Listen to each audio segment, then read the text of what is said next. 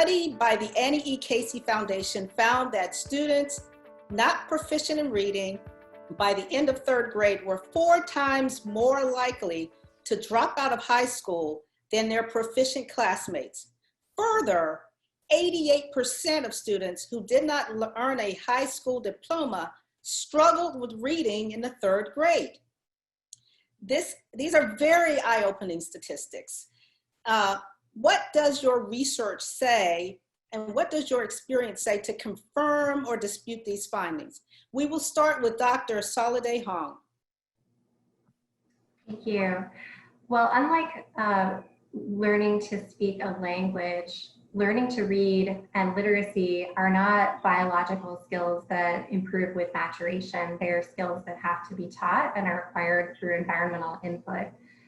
So it's not surprising to me, and it does relate to research, my own research and those of my colleagues, and reflects the fundamental skills that's acquired even by first grade in learning to read, and then the milestones that occur after first grade through third grade when kids really start beginning to learn is a common phrase to describe that period of reading development.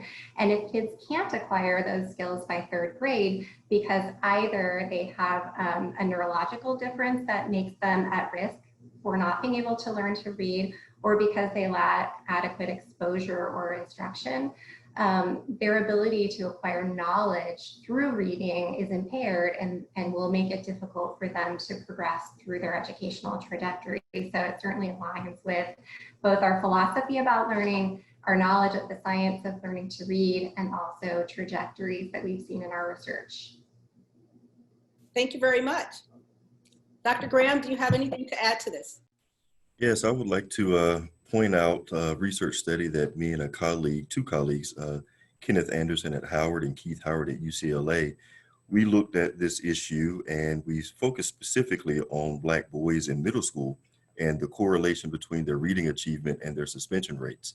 And what we found, unfortunately, and perhaps unsurprisingly, is that those students who struggled with their reading proficiency were more likely to be suspended from school. So in the 6th grade, if a student were struggling to read, then that student was more likely to be suspended in the 7th grade and subsequent suspensions downrange.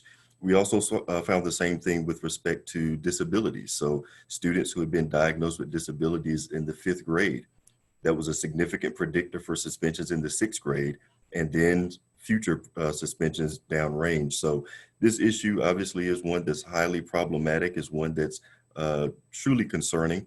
And for me, as it relates to our students of color, it becomes even more concerning because we see these huge disparities and gaps between reading proficiency and academic achievement. So unfortunately, the research bears true, and this is work that we have to continue to investigate and find solutions so we can ensure that people are becoming better readers, which we hope then will influence their academic achievement. Wonderful. Thank you very much. Dr. Bratch-Hines? Thank you. So I completely agree and am concerned also with the impacts of learning to read early.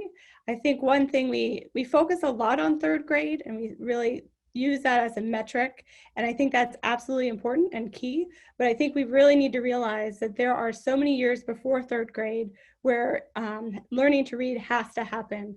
In a lot of the work that I've read and have conducted, you look at all of the number of skills that are needed in learning to read, and I mean, there's at least 25 disparate skills that are big skills, like really important things that children need to have in order to learn how to read. And you can't expect any one grade level to be helping those students with those skills. And so it really is a cumulative effect. And a lot of work has been done that really shows that learning key skills as early as kindergarten and first grade is going to impact 10th grade reading comprehension. And as we note, the college readiness of students.